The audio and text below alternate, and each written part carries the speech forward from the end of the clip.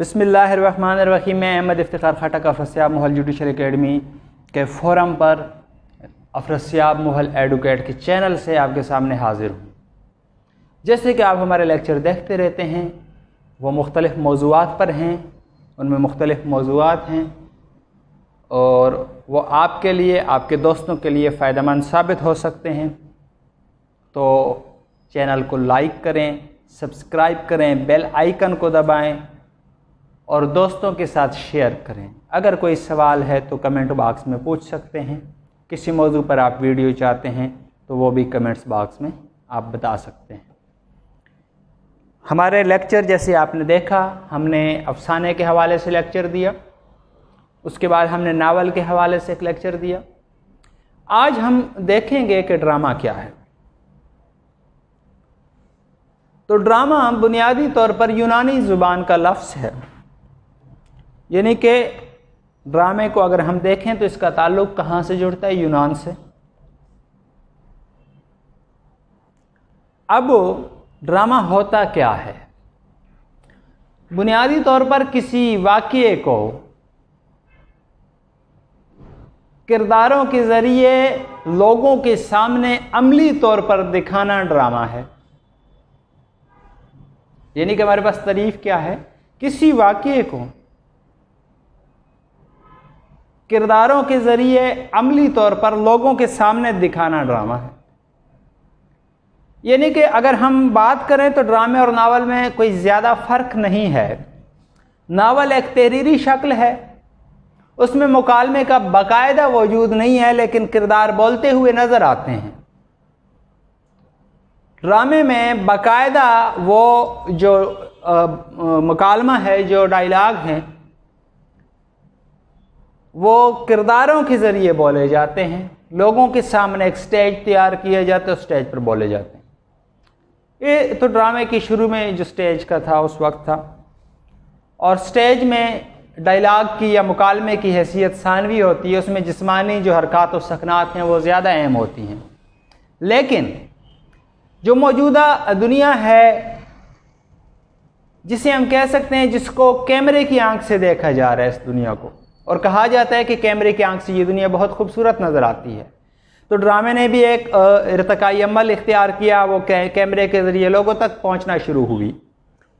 बुनियादी तौर पर ड्रामा दो किस्म का है, एक है तरबिया, दूसरा है अलमिया। तरबिया वो ड्रामा जिसका अंजाम खुशी पे होता है, जिसमें खुशी, इख्तितामिया खुशी हो।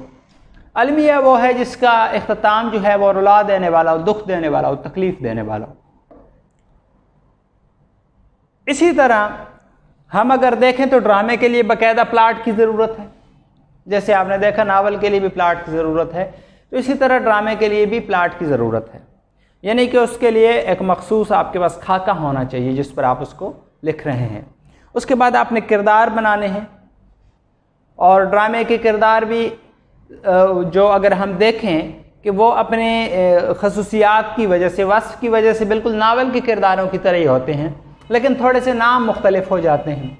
जैसे ड्रामे में हम इनको पेचीदा किरदार यानी कि जामिद किरदार भी कहते हैं और सादा किरदार भी कहते हैं, जिसे हम इकेरे किरदार भी कहते हैं। ठीक है। अब बुनियादी तौर पर जब हम इसको लेके चलते हैं तो जामिद किरदार आखिर तक उसी तरह रहते हैं, उन पर हालात व वाक़यात, माहौल, किसी चीज़ का असर नहीं होता। लेकिन जो सादा किरदार हैं वो इर्तिकाई अमल को कबूल करते हैं। वो ड्रामे के आगाज़ में अगर कुछ और हों तो आखिर में वो बदल जाते हैं, तब्दील हो जाते हैं। मुकालमे के जैसे हमने जिक्र किया कि मुकालमा बहुत मजबूत होना चाहिए, जो शख्स बोल रहा है उसके हिसाब से होना चाहिए। अगर एक बादशाह बोल रहा है तो उसके बोलने का, उसके अल्फाज, वो जो बात कर रहा है वो बादशाह के लेवल की होनी चाहिए, उसके हिसाब से होनी चाहिए। अगर वज़ीर बात कर रहा है तो वज़ीर के हिसाब से होनी चाहिए। अगर कनीज़ का किरदार है, कनीज़ बात कर रही है, तो उसका लेवल कनीज़ का होना चाहिए, उसके हिसाब से उसका डायलॉग होना चाहिए। ड्रामे के लिए कास्ट्यूम भी बड़ा ज़रूरी है। कास्ट्यूम के हवाले से भी देखा जाता है कि कास्ट्यूम किस किस्म का होना चाहिए। अगर बादशाह है तो वो किस किस्म का कास्ट्यूम इस्तेमाल करता है। इसके अलावा अगर कोई और किरदार है तो उसका कस्ट्यूम किस तरह होना चाहिए। اب مین چیز یہ ہے کہ ڈرامے کا آغاز ہم کیسے کریں گے، یعنی کہ پلاٹ کے حوالے سے ہم اس کو دیکھ لیتے ہیں کہ پلاٹ کو اگر ہم دیکھیں تو ہمارے پاس کتنے حصوں میں ہونا چاہیے، وہ تقریباً 6 حصوں میں ہونا چاہیے۔ پہلا حصہ ہمارا آغاز پر مشتمل ہوتا ہے، جس میں ہم باقاعدہ اس کا آغاز کرتے ہیں، ایک واقعات جو ہیں اس کے لیے ایک تمہید باندھتے ہیں۔ اس کے بعد ابتدائی واقعہ ہوتا ہے۔ اصل ڈرامے کا آغاز ابتدائی واقعے سے ہوتا ہے۔ آپ اگر آپ ٹی وی دیکھتے ہیں، ڈرامہ دیکھتے ہیں، تو پہلا جو سین ہوتا ہے وہ ایک تمہید ہوتا ہے، وہ دکھایا جا رہا ہوتا ہے کہ لوگ کس طرح کے ہیں، وہ کس سٹینڈرڈ کے ہیں، ان کا کس معاشرے کی کس کلاس سے تعلق ہے، وہ دکھایا جاتا ہے۔ اس کے بعد ایک واقعہ ہوتا ہے جس سے تصادم ہونا شروع ہو جاتا ہے۔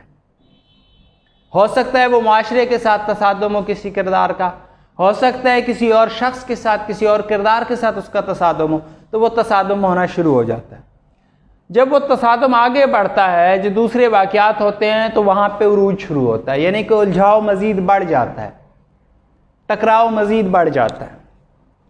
اس کے بعد نقطہ عروج پہ، یعنی کہ یہ وہ وقت ہوتا ہے جب تصادم اپنی انتہا پر ہوتا ہے، اور جب تصادم نقطہ عروج پر پہنچ جاتا ہے تو اس کے بعد اس کا تنازل شروع ہو جاتا ہے، یعنی کہ وہ کم ہونا شروع ہو جاتا ہے، وہ نیچے کی طرف آتا ہے۔ یہ وہ وقت ہوتا ہے جہاں پہ ہم ایک اسیسمنٹ کر سکتے ہیں، ایک اندازہ لگا سکتے ہیں کہ اس ڈرامے کا اختتام کیا ہو سکتا ہے، یہ تربیہ ہوگا یا المیہ ہوگا۔ یعنی کہ یہاں سے ہمیں ہلکے ہلکے اشارے ملنا شروع ہو جاتے ہیں، ہماری سکس سینس اس ڈرامے کو سمجھنا شروع کر دیتی ہے کہ ہاں اس کا انجام کیا ہو سکتا ہے۔ تنزل کے بعد ہوتا ہے انجام، یعنی کہ جب ہم اس کو سمجھنا شروع کر دیتے ہیں، اس کے بعد کیا ہوتا ہے، وہ اپنے انجام کو پہنچ جاتا ہے، اور وہ انجام یا تو تربیہ ہوتا ہے یا المیہ ہوتا ہے۔ آج ہم نے ڈرامے کو ڈسکس کیا، پلاٹ کے حوالے سے ڈسکس کیا، ہم نے اس کی جو 6 سٹیجز ہیں اس کے حوالے سے بھی ڈسکس کیا، اقسام کے حوالے سے بھی ڈسکس کیا۔ انشاءاللہ ہم اگلی کلاس میں ملیں گے کسی نئے موضوع کے ساتھ۔ اس وقت تک کے لیے اللہ حافظ۔